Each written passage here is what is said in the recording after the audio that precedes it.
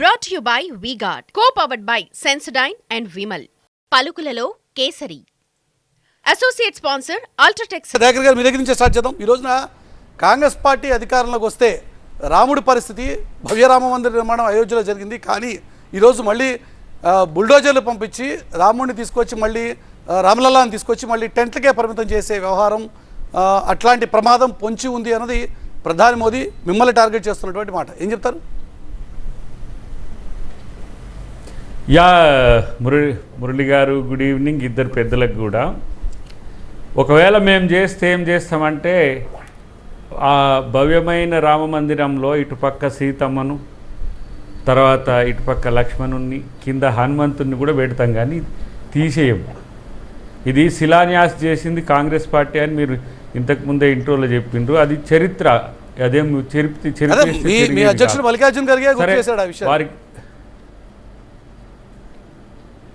అంటే నేనేమంటున్నానంటే, నా దృష్టిలోనైతే ఆ టెంపుల్కు సంబంధించి మేము పోలేదు అనే ఉద్దేశంతో, రామాలయానికి ప్రారంభోత్సవానికి పోలేదనే ఉద్దేశంతో మా మీద విమర్శలు చేసిన పరిస్థితి ఉన్నది.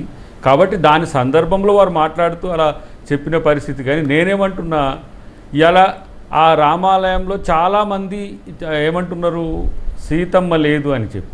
వాళ్ళ నినాదం జై శ్రీరామ్ అయితే, ఇప్పుడు మాలాంటి సెక్యులర్ వాదులే జై సీతారాం అంటాం మేము, మాకేం సమస్య లేదు. కానీ వాళ్ళు ఆ స్థితిని తీసుకొచ్చింది ఎందుకంటే మాత్రం మోడీ గారే దాన్ని మొత్తం చేసినట్టుగా, వాస్తవానికి అది ట్రస్ట్ చేసింది.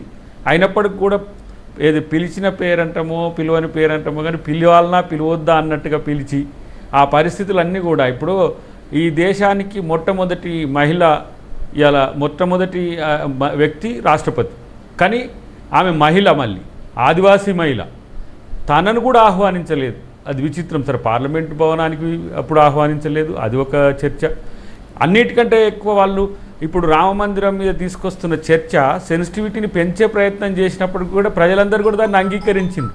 విచిత్రం ఏంటంటే, ఆ రామాలయం ఇప్పుడు ఎన్ని మాటలు మాట్లాడినా, దయాకర్ గారు మీరు ఎన్ని మాటలు కవర్ చేసుకోవడానికి చెప్పినా, లేక ప్రత్యర్థి పార్టీ మీద మీరు ఆరోపణలు చేసినా, ఒకటి మీరు కాంగ్రెస్ పార్టీగా, ఒకటి అంత పెద్ద పండగ, దేశమంతా చేసుకుంటున్నటువంటి పండగ రామమందిర నిర్మాణం, దానికి మీరు హాజరు కాలేదు అనేది ఒక విమర్శ అయితే, అవునన్నా కాదన్నా ఆ క్రెడిట్ బీజేపీ తీసుకునే ప్రయత్నం చేస్తుంది. బీజేపీ మేము మేనిఫెస్టోలో ఎప్పుడో అద్వానీ గారు ఉన్నప్పటి నుంచి మొదలు పెడితే అది కంటిన్యూ చేస్తూనే వస్తున్నాం, అల్టిమేట్గా సాధించామన్నది బీజేపీ చేసుకుంటున్న క్లెయిమ్. ఈ రెండు నిజం కదా?